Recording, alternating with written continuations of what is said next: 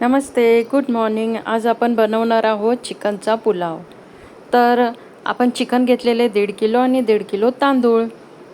तर आपल्याला चिकन चांगलं धुवून घ्यायचं आहे. तुम्ही ज्या प्रकाराने धुता तसं धुवा. मी काय करते, ताकामध्ये धुवून काढते आणि धुवून झाल्यावरती पातेल्यामध्ये शिजायला ठेवते. मग कांदा, मीठ, मिरची, थोडासा आपला चिकनचा नाही तर मटणचा मसाला आणि त्याला वाफवून काढलं. शिजवलं नाही बरं का, वाफवलं. मग सुकलेला पुदिना, दही हे सुद्धा त्याच्यामध्ये टाकलं आणि झाकून ठेवलं. त्याला चांगली वाफ आणली, शिजवलं नाही बरं का, आणि दिली झाकणी त्याच्यावरती ठेवून. आणि दुसरीकडं तांदूळसुद्धा भिजू घालायचं आहे आपल्याला, हे विसरू नका. तांदूळ भिजू घातलं आणि इकडं आपल्या चिकनला वाफ आली. मी तुम्हाला थोडंसं कसं कट करून दाखवते. बघा, ते जास्त शिजलेलं नाही आहे. आता ह्याला चांगली वाफ आली. हे पूर्ण शिजलेलं नाही आहे. मी तुम्हाला थोडंसं कट करून दाखवते. बघा, दुसरीकडे मी काय केलं, 3 कांदे घेतले आणि आता आपल्याला थोडासा मसाला तयार करायचा आहे. तर पातेल्यामध्ये आपण थोडं तेल टाकलं आणि उभे चिरून कांदे दिले टाकून पातेल्यामध्ये, आणि त्याच्यात अद्रक, लसूण आणि गरम मसाला हे सगळं आपल्याला त्याच्यामध्ये टाकून द्यायचं आहे. तर गरम मसाल्यामध्ये काय घेतलं, आपल्या नेहमीचंच काळी मिरी, मोठी एक वेलची, दालचिनी, अजून शहाजिरे, अजून दगडी फूल, लवंग, हिरवी मिरची हे सगळं उचललं आणि आपल्या पातेल्यामध्ये टाकलं आणि हे चांगलं परतून घेतलं. आणि दुसरीकडं कोथिंबीर, हिरवी मिरची हे सगळं आपल्याला मिक्सरमध्ये चांगली पेस्ट करून घ्यायची आहे. सगळं मिक्सरच्या भांड्यामध्ये टाकायचं आणि 2 चमच दहीसुद्धा टाकायचं बरं का. आणि दही टाकलं की मग आपल्याला चांगलं ग्राइंड करून घ्यायचं.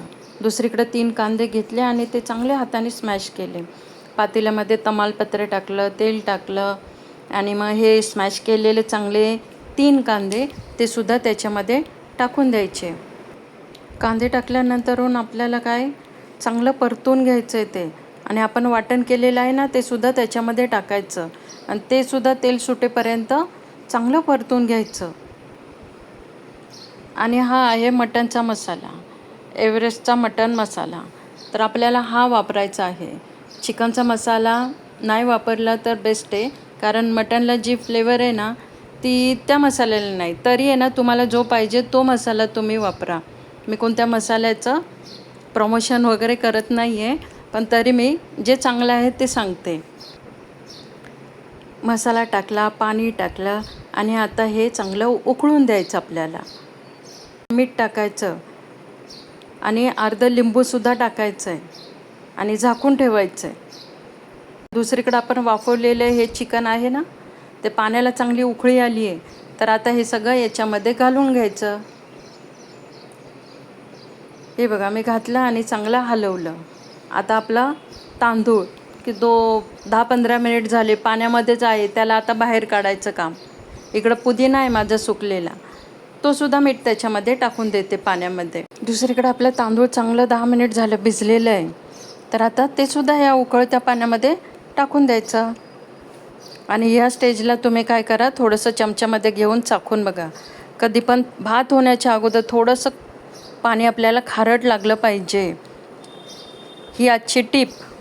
झाला मग आपला चिकनचा पुलाव. तुम्ही खा आणि सर्वांना खाऊ घाला. आणि ही रेसिपी तुम्हाला कशी वाटली ते तुम्ही नक्की कमेंटमध्ये सांगा. चला मग, हॅप्पी कुकिंग.